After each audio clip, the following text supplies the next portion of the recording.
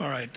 Good morning. On behalf of the Los Angeles Police Department, I just want to extend our deepest sympathies to all those affected by our fires, and that includes many of our own LAPD officers who've lost homes and property in this fire, and they continue to serve these communities, and I appreciate all their work. I have a number of important updates for all of you today, and I'm going to start by an arrest that was made late yesterday afternoon. So yesterday afternoon, the Kenneth Fire started at the border of West Hills in the city of Los Angeles and Ventura County. At 4:32 p.m., we received a 911 call that a suspect was attempting to light a fire in the community of Woodland Hills and was being detained by residents. Officers from LAPD's Topanga area responded and took that suspect into custody. And once we learned that this suspect was a possible arson suspect, our Major Crimes Division responded to Topanga Division along with Ventura County sheriffs, who was the lead in the Kenneth Fire investigation. But they responded, they interviewed this suspect. After the interview and additional investigative steps, looking at some additional evidence that was present, they made the determination that there was not enough probable cause to arrest this person on arson or suspicion of arson, and therefore this person was arrested on a felony probation violation.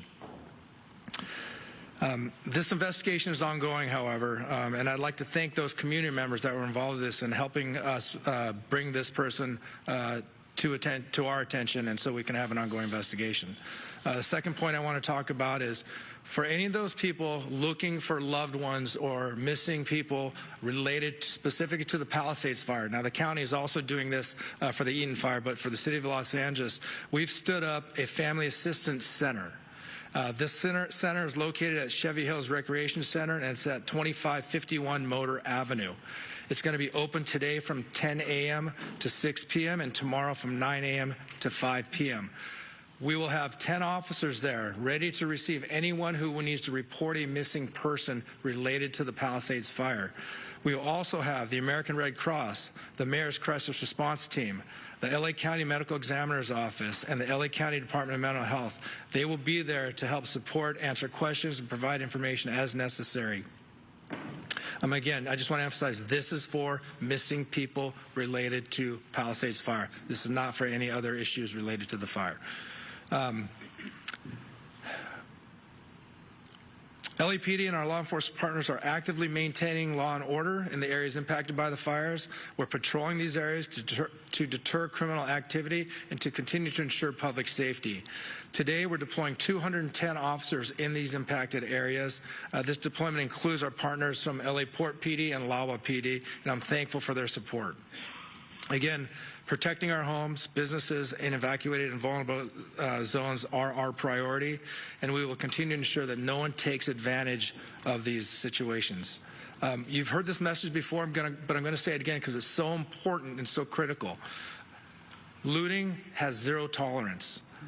Looting or exploiting in the disaster areas will not be tolerated. Anybody caught looting or committing crimes in the affected areas will be arrested and prosecuted to the fullest extent of the law. We'll remain vigilant and patrol these areas and ensure that we can mitigate any activity like this. And again, if you haven't already done so, you will start seeing in the city of Los Angeles the National Guard being deployed at the Palisades Fire. Their role is going to be traffic control, managing roadways to ensure access to affected areas is restricted to authorized personnel only. They're going to be manning critical infrastructure security, as well as doing checkpoints and verifying credentials for those for ingress and egress. And lastly, these measures, controlling access, they are necessary. I just want the communities to know they are necessary for public safety and for proper community recovery. They are inconvenience, but it's something that we have to do. Residents are encouraged to call 911 if they see any suspicious activity. Law enforcement, National Guard, and other first responders are here to support this community and ensure their safety in a difficult time. Our commitment remains steadfast to restoring safety and normalcy as quickly as possible. Your cooperation and resilience from the community are greatly appreciated. Thank you. At this